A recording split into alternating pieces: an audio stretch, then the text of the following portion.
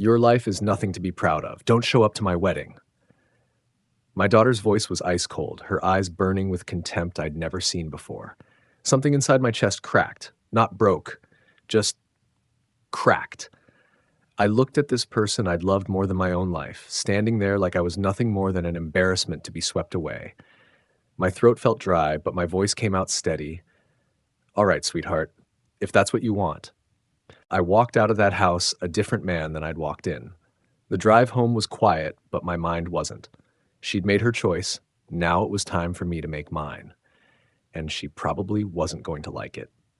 Before we continue, please subscribe to stay updated on our latest stories, and feel free to share your thoughts in the comments. But if you ask me, the outdoor ceremony could be risky with the weather forecast.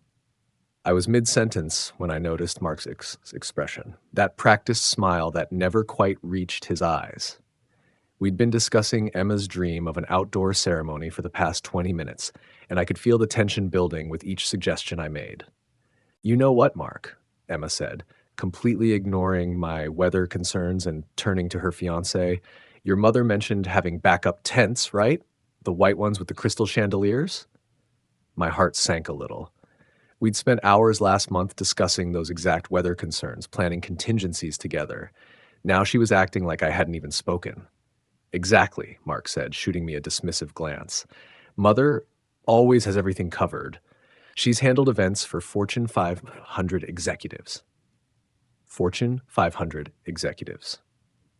Another subtle reminder that I wasn't in their league. For 8 months, Emma and I had planned every detail together. The vintage lace she'd fallen in love with, the flowers that reminded her of her mother's garden, the band that played her childhood favorite song. I'd worked double shifts to afford the premium florist, driven across 3 towns to find the perfect dress, and called in favors to book that band. Every choice had been ours, father and daughter, building her perfect day together. The crystal chandeliers sound beautiful, I said, trying to stay involved in the conversation. But Emma, remember you said you wanted something more intimate, more personal? Mark let out a small laugh. Personal doesn't really work for a guest list of 200. We need something that fits the scale of the event. Well, I said, feeling defensive, I've organized plenty of large events at the Union Hall. Charity fundraisers, retirement parties. The key is Union Hall events. Mark interrupted, his tone dripping with condescension.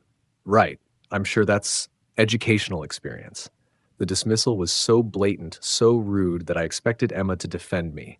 Instead, she jumped in to support him. Mark's right, Dad. This is different. This is our wedding, not a community gathering. Community gathering. She said it like it was something dirty, something beneath her. I stared at my daughter, this person I'd raised to be kind and respectful, watching her dismiss everything I'd ever done. Emma, I said, my voice tighter now, these community gatherings taught me how to organize events, how to handle logistics. The skills are the same whether it's 200 union members or 200 wedding guests. Mark leaned forward, his fake politeness finally dropping. Are they, though? Because there's a difference between serving beer and sandwiches to factory workers and hosting a sophisticated wedding reception. That was it. The mask was off completely. I felt my face flush with anger. Excuse me, I said, standing up. Those factory workers are good, honest people, and I'm proud of the work I do for them. Emma immediately stepped between us, but instead of defending me, she turned to Mark with apologetic eyes. He doesn't mean anything by it, she said quickly. Dad, Mark didn't mean to offend you. But Mark very clearly had meant to offend me, and Emma was choosing to protect him instead of standing up for her father. Actually, Emma, Mark said, his voice cool and calculated, maybe we should be honest here. Your father needs to understand that this wedding is about our future, not his past. Emma nodded, and I watched something fundamental shift in her expression. The last trace of my little girl disappeared, replaced by someone I didn't recognize. Dad, we need to talk, she said, her voice taking on that same cold tone. About your role in all this. My role? I repeated, feeling the ground shift beneath me. Emma, I'm your father. She exchanged a glance with Mark, and I felt something cold settle in my stomach. This wasn't a spontaneous conversation. They'd planned this. Rehearsed it, even. That's exactly the problem, Mark said, leaning back with the confidence of someone who held all the cards. You think being her father gives you unlimited authority over our wedding. I turned to Emma, waiting for her to correct him, to remind him that I wasn't trying to control anything. I was trying to help. But she just stood there, nodding along like a puppet. Dad, you have to understand, she began, her voice taking on that patronizing tone people use when they're about to destroy you. Mark and I have been talking, and we think you're too invested in this wedding. Too invested. I almost laughed at the absurdity. Of course I was invested. I'd poured my heart, soul, and bank account into making her dreams come true. Every weekend for 8 months, every conversation, every decision we'd made together. Emma, we planned this wedding together. Every detail, every choice. No, Dad. Her voice was sharp now, cutting. You planned it. You bulldozed over our preferences with your opinions and your stories about how things should be done. I felt the air leave my lungs. Bulldozed? I'd bent over backward to accommodate every wish, every whim. I'd said yes to everything, even when it meant selling my father's watch or working until midnight to afford it. Mark nodded approvingly. Emma's finally seeing the pattern. You use money as control. Dad, oh, sorry, can I call you that? You use your financial contributions to guilt trip Emma into accepting your vision instead of ours. My hands were shaking now, but not from hurt, from rage. This privileged little snake was twisting 8 months of love and sacrifice into something ugly, manipulative. That's not true, I said, looking directly at Emma. Sweetheart, you know that's not true. Every choice was yours. The dress, the flowers, the music. I just made sure you could afford what you wanted. What you thought I should want, she corrected, and her voice was ice cold. You never once asked what Mark's family preferred. You never considered that maybe your blue-collar aesthetic wasn't appropriate for our social circle. Blue-collar aesthetic, social circle. These weren't Emma's words. This was Mark's poison, dripping from her lips like she'd swallowed it whole. My aesthetic? I felt something snap inside me. Emma, I took you to look at venues for 3 weeks until you found the perfect one. I drove to 5 different florists because you fell in love with peonies that reminded you of Mom's garden. How is that my aesthetic? Mark stood up, positioning himself protectively beside Emma. See? Right there. You brought up her dead mother to manipulate her emotions. Classic guilt-tripping behavior. The mention of my wife, Emma's mother, as a manipulation tactic hit me like a physical blow. That sacred memory, the reason behind half our wedding choices, reduced to emotional blackmail by this calculating bastard. Don't you dare, I said, my voice low and dangerous. Don't you dare talk about her mother like that. Dad, stop, Emma said, but there was no warmth in it, no affection, just irritation. This is exactly what Mark means. You make everything about your feelings, your memories, your sacrifices. My sacrifices. The word hung in the air between us like an accusation, as if working 60-hour weeks to pay for her dream wedding was some kind of character flaw. Emma, I said, and I heard the desperation creeping into my voice. What's happened to you? This isn't who you are. She looked at me then with an expression I'd never seen before. Not anger, not even disappointment. Pure contempt. You want to know the truth, Dad? Her voice was steady now, cold as winter steel. Your life is nothing to be proud of. Don't show up to my wedding. The words hit me like a physical blow. I stood there feeling something fundamental break inside my chest. Not my heart, that was already shattered. Something deeper. The belief that love, sacrifice, and devotion meant something. That being a good father mattered. I looked at this person I'd raised, this stranger wearing my daughter's face, and felt a strange calm settle over me. All right, sweetheart, I said, my voice surprisingly steady. If that's what you want. I turned and walked toward the door, feeling their eyes on my back. Mark probably expected me to slam it, to shout, to make a scene. Instead, I closed it quietly behind me, like I was leaving a library. The drive home was strange. I kept expecting the tears to come, the breakdown, the collapse that should follow having your only child destroy you so completely. Instead, I felt empty, hollow, like someone had scooped out everything inside me and left just the shell. But as the miles passed, something else began to fill that emptiness. Not grief, something sharper, more focused. Emma had made her choice. She'd chosen Mark's version of reality over 24 years of love. She'd chosen social status over family loyalty. Fine. Let her live with the consequences. I thought about everything I'd done for this wedding. The 60-hour work weeks to afford the venue deposit, $15,000 for the Rosewood Gardens because Emma fell in love with their gazebo. The weekends I'd spent driving to specialty shops for her dress, $3,000 for vintage lace that looked exactly like Mom's in the old wedding photos. The overtime shifts to pay for the band she absolutely had to have, 4,000, because they played the song that reminded her of dancing with me at her cousin's wedding when she was 12. The florist, I'd called in a favor with my friend Tony, whose daughter worked there, got us the premium package for 8,000 instead of 12. The photographer, I'd worked construction on his house last summer, and he'd agreed to shoot the wedding for cost. The catering, Emma's favorite childhood restaurant where I'd taken her every birthday. The owner had given us a special rate because I'd helped rebuild their kitchen after the fire 2 years ago. Every vendor, every contract, every detail of her perfect day ran through my bank account. My connections, my relationships built over decades of being a decent, hardworking man. The same life she'd just told me was nothing to be proud of. My phone buzzed as I pulled into my driveway. A text from Emma, "Dad, I know today was hard, but I hope you understand. This is what's best for everyone." What's best for everyone. Not an apology, not even acknowledgement of the cruelty she'd just shown. Just a patronizing dismissal, like I was a child who needed to understand why the adults had made difficult decisions. I stared at that text for a long moment, then deleted it without responding. She wanted me out of her perfect day? She thought my life was nothing to be proud of? Fine. Let's see how proud she is of her wedding when it all comes crashing down.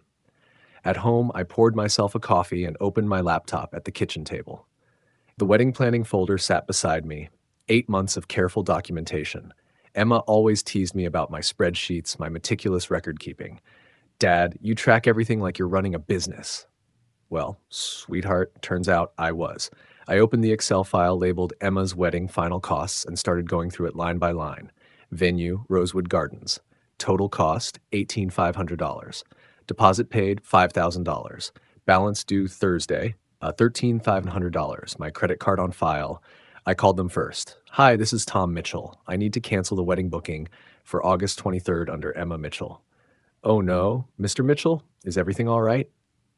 "Change of plans. I understand I'll forfeit the deposit, but I want to cancel the remaining balance." Um, of course, sir. I'll process that immediately. I'm so sorry this didn't work out. $13,500 back in my account. Emma's perfect gazebo ceremony. Gone. Next, catering. Giuseppe's restaurant. Total $12,800. Paid in full last month because Giuseppe had given me the family discount, his way of thanking me for helping rebuild after the fire. I called Giuseppe directly. "Tom, how are the wedding preparations going?" "Actually, Giuseppe, I need to cancel the catering for Emma's wedding." A long pause. "My friend, is everything okay?" "Family issues. Can you refund the payment?" Of course, for you anything. But Tom, are you sure?" "I'm sure." $12,800. The menu Emma had spent 3 weeks perfecting, canceled. Flowers, Bella Vista Florists. $6,200 for the premium package Tony's daughter had arranged. Another favor called in, another relationship leveraged for Emma's happiness. I made the call. "We can cancel, Mr. Mitchell, but the peonies were special ordered from Oregon. The best we can do is a 60% refund." "That's fine." $3,720 back.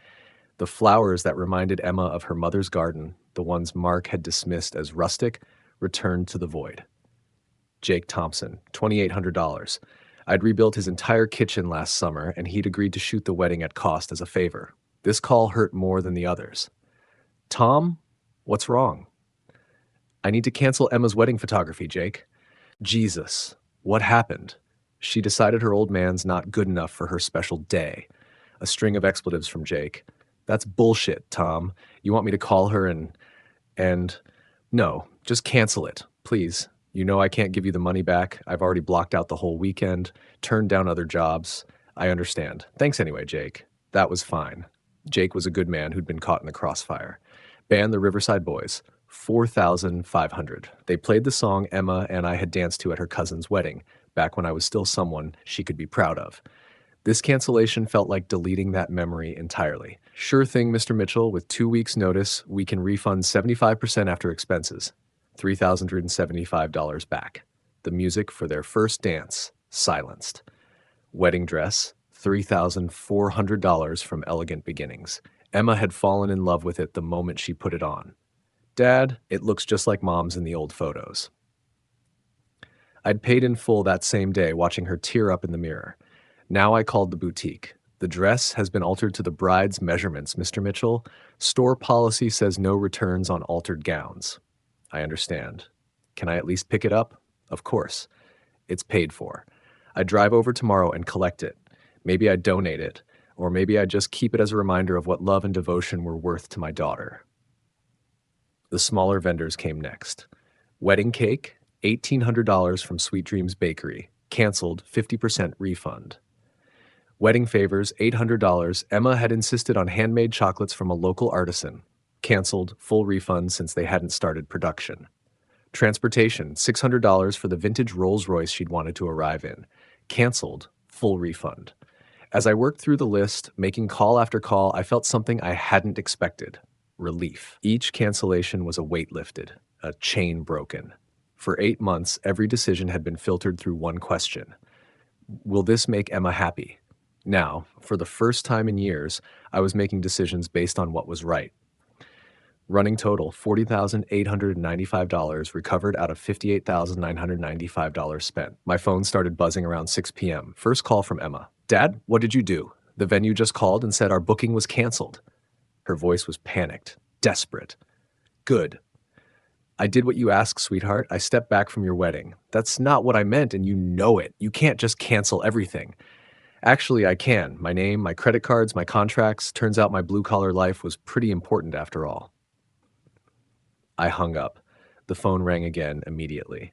I let it go to voicemail. Then the text started flooding in. Dad, please call me back. We can fix this. This is insane. You're ruining my wedding over a fight. Mark says you're having some kind of breakdown. We can get you help. And finally, how could you do this to me? I typed back one final message. You did this to yourself, Emma. Enjoy explaining to Mark's family why their Fortune 500 connections are eating McDonald's on your wedding day. Then I blocked her number and poured myself that whiskey. For the first time in months, I actually smiled. The next morning, I was in my garage organizing my tool cabinet. It was something I'd been putting off for months, but now I had time that wasn't being consumed by wedding planning, vendor calls, or working extra shifts to pay for someone else's dreams. The methodical process of sorting wrenches and arranging screwdrivers felt therapeutic, grounding. Each tool had its place, its purpose. Unlike relationships, apparently. I was labeling the small parts drawers when I heard car doors slamming in my driveway. Multiple doors. I glanced through the garage window and felt my jaw tighten. Emma's silver Honda, and beside it, Mark's black BMW. They'd come together, which meant this was planned. Coordinated. The sound of heels clicking rapidly on concrete told me Emma was practically running to my front door. The measured, confident footsteps behind her belonged to Mark.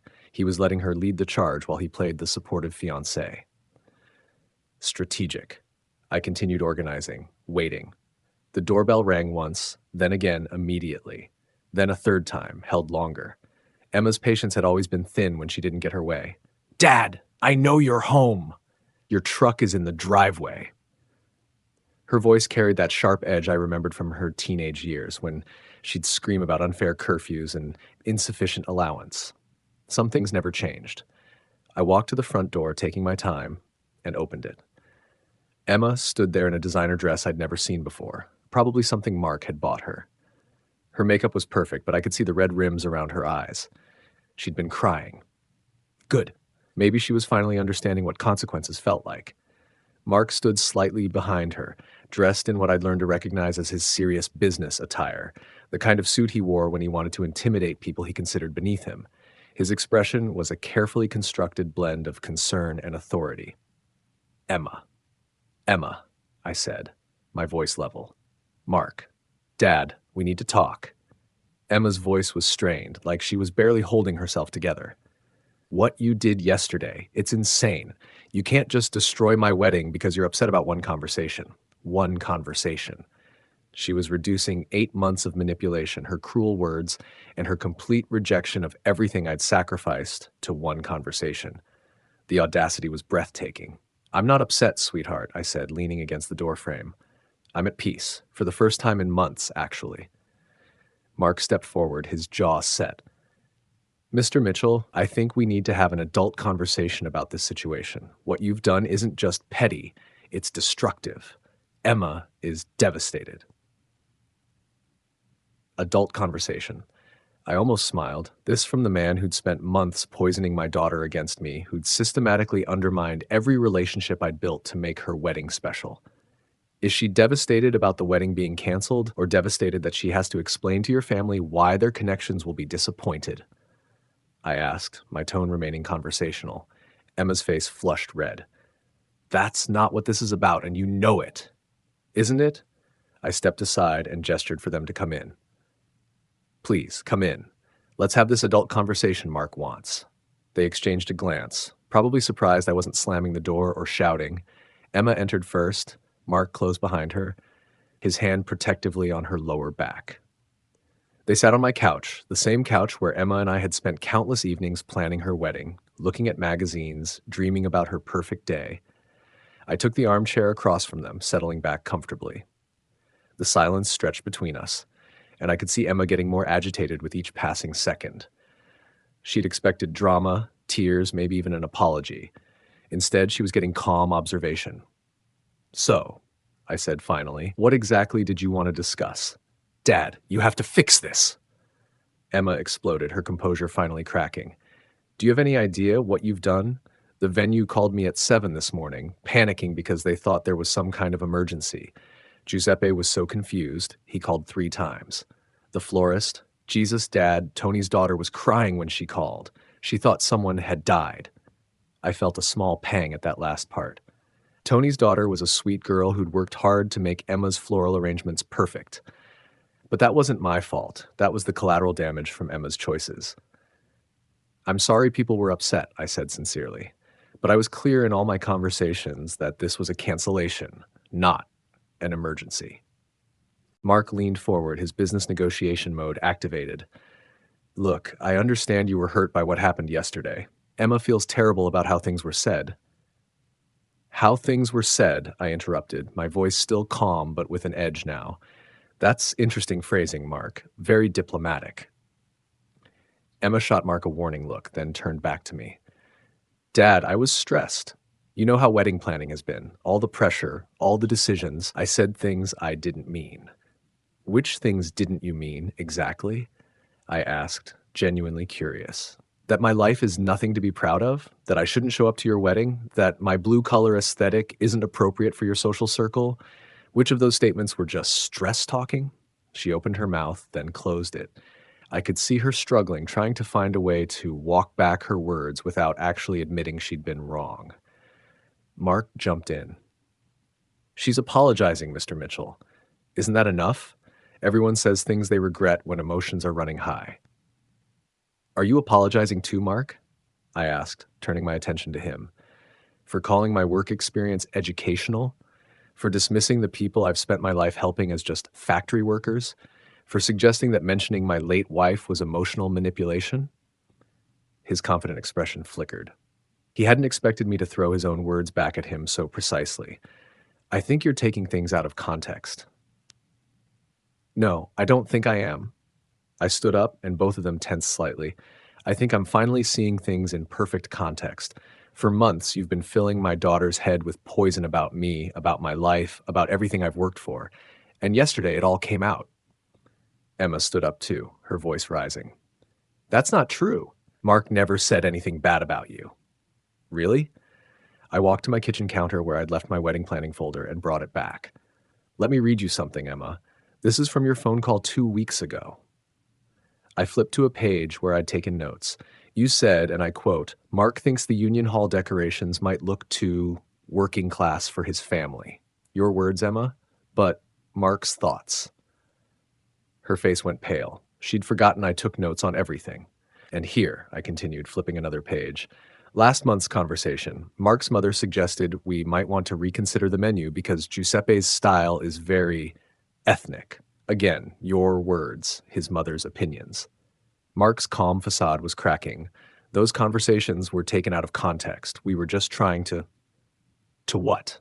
I closed the folder and looked directly at him. To erase everything that made this wedding meaningful to Emma and me?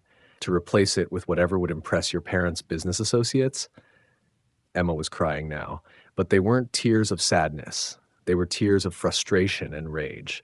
You're twisting everything. You're making it sound like I don't love you. Do you love me, Emma? The question hung in the air like smoke. Because yesterday, you looked me in the eye and told me my life was nothing to be proud of. You told me not to come to your wedding. If that's love, then I don't understand what the word means anymore.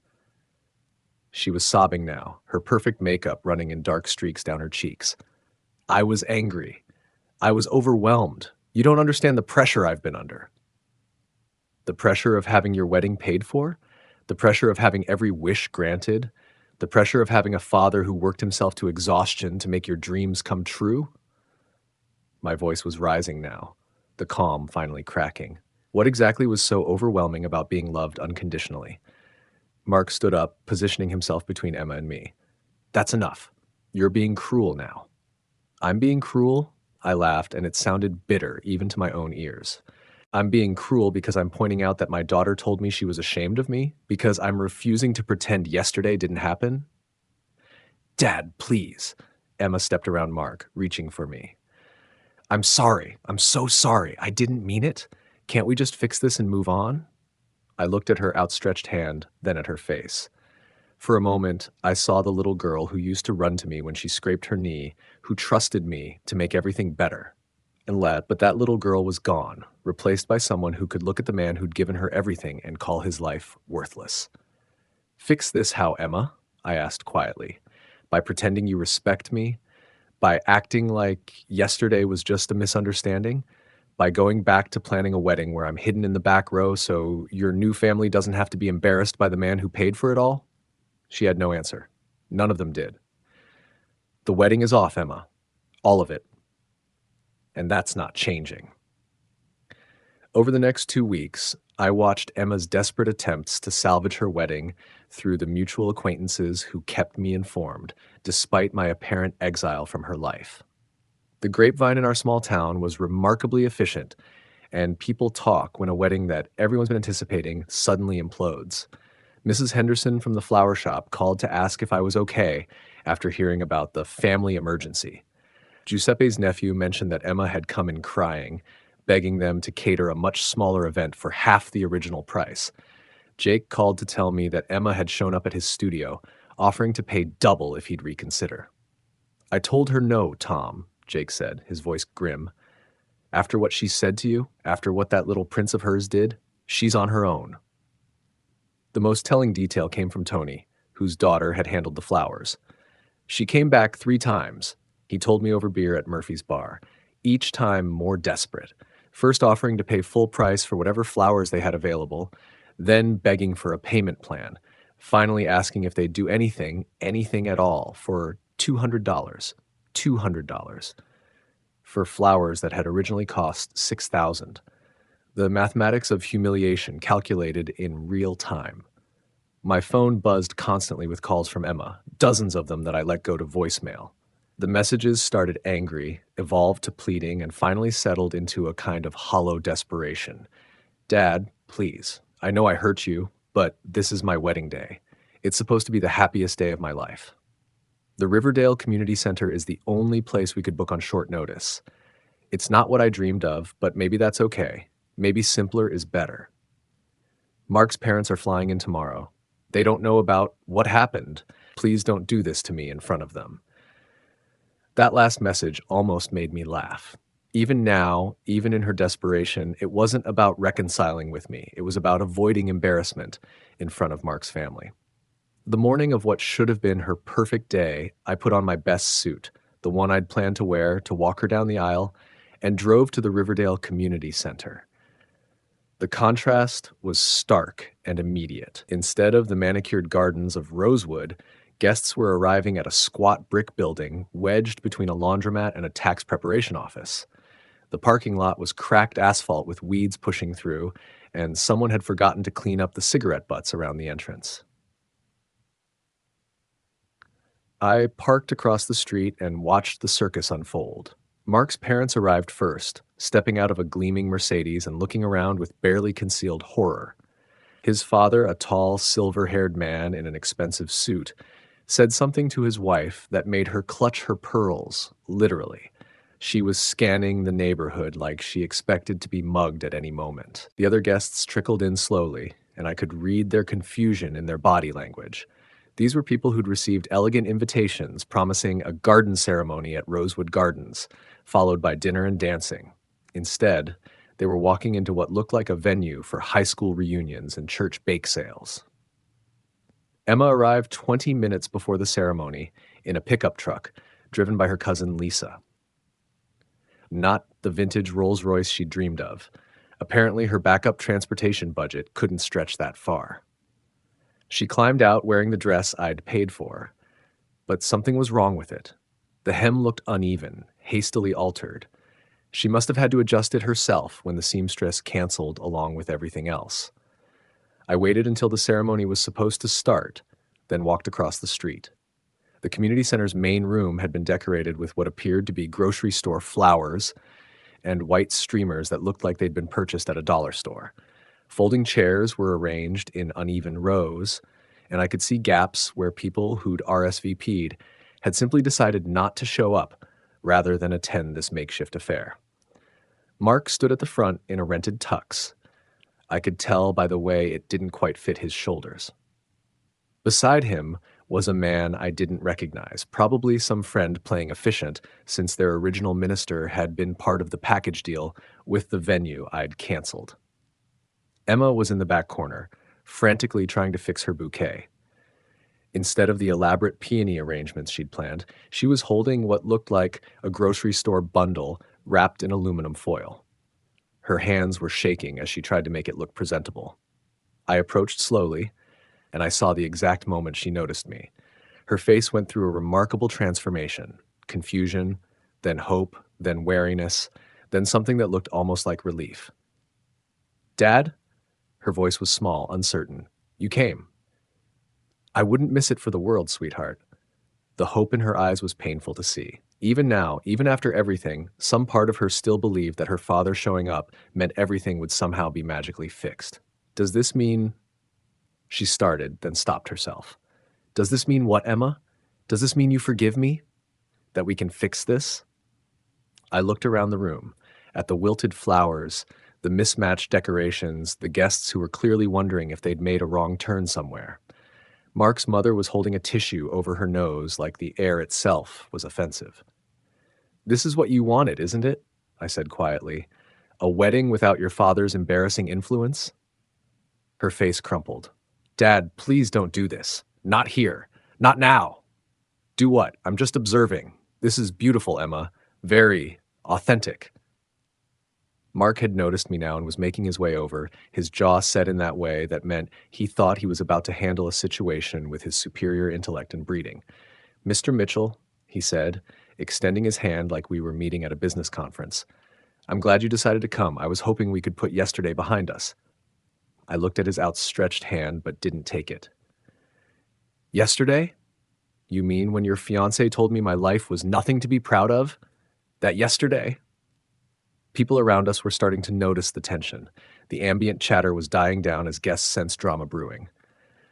"Let's not rehash old arguments," Mark said, his voice carrying that patronizing tone I'd grown to hate. "Today is about celebrating love and new beginnings." "Is it?" I looked around again.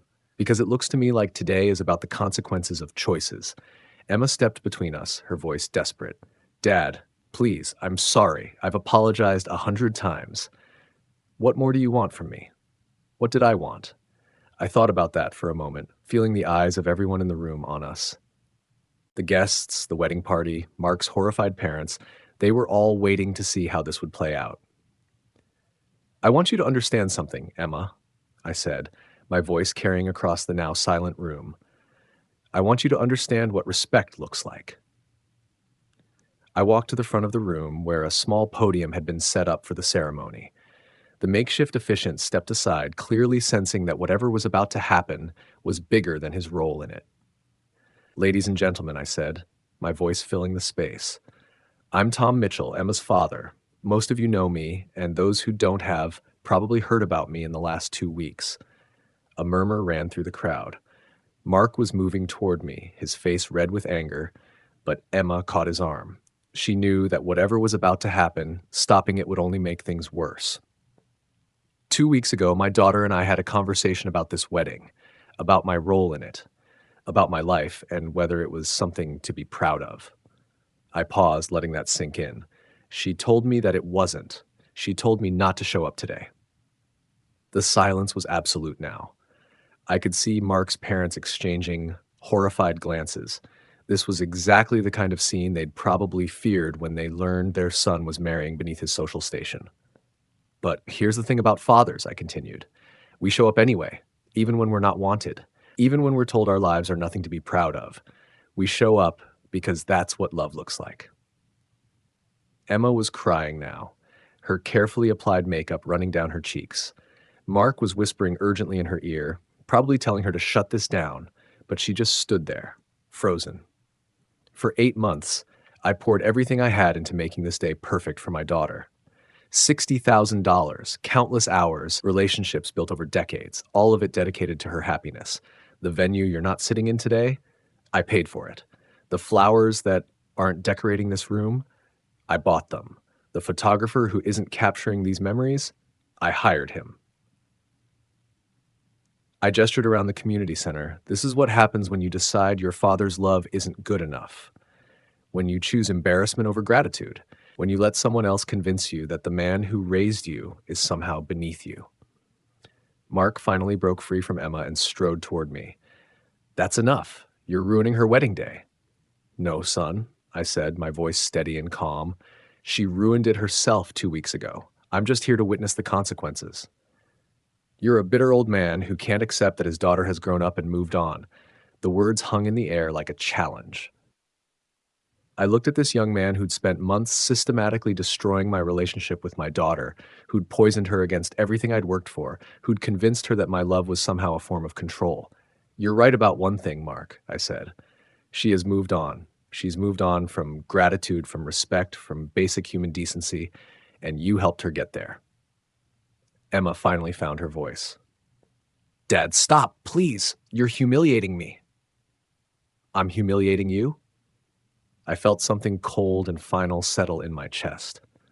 "Emma, look around this room. Look at your guests trying to figure out what went wrong. Look at your future in-laws planning their escape route. Look at yourself, standing in a community center in a dress that doesn't fit, holding flowers from a gas station, begging the man whose life is nothing to be proud of to stop telling the truth." The truth of those words hit her like a physical blow. She actually staggered backward, her face pale with shock. "This didn't have to happen," I continued, my voice softer now, but still carrying to every corner of the room. "All you had to do was treat your father with respect. All you had to do was remember that the man who raised you, who sacrificed for you, who loved you unconditionally, deserved better than to be dismissed like hired help." I stepped down from the podium and walked toward the exit. The crowd parted in front of me like I was carrying something contagious. At the door, I turned back one last time. Emma was sobbing openly now, her perfect wedding day dissolved into chaos and recrimination. Mark was trying to salvage the situation, but his parents were already heading for the door. Half the guests were checking their phones, probably calling rides. "Congratulations on your wedding, Emma," I said. "I hope it's everything you dreamed it would be." As I walked to my car, I could hear the sounds of the celebration falling apart behind me. Raised voices, crying, the scrape of folding chairs as people decided they'd seen enough. I drove home in perfect silence, feeling something I hadn't experienced in years: complete and total peace. As I drove home from that community center, something settled deep in my chest. Not satisfaction, not revenge, but a profound sense of completion. For months, I'd been living in confusion, wondering why my relationship with Emma felt so wrong. Now I understood. It wasn't me. It had never been me. The next few weeks brought consequences I watched with detached interest. Mark's parents flew home immediately, and word spread through their social circles about the embarrassing scene. Mark grew cold and distant, blaming Emma for the humiliation. Their marriage lasted 4 months before he filed for divorce. Emma called dozens of times, each message more desperate than the last. But I'd learned something important. Some wounds are meant to teach, not heal quickly. Some consequences need to be felt fully before real growth can happen. The people in our town understood. Giuseppe stopped by with wine and a simple message. You did the right thing, my friend. Sometimes love means letting people face the truth of their choices. That's the lesson from this story. Love isn't unconditional acceptance of cruelty. Respect isn't optional in healthy relationships. Sometimes the most loving thing you can do is stop enabling someone's worst behavior, even when that someone is your own child.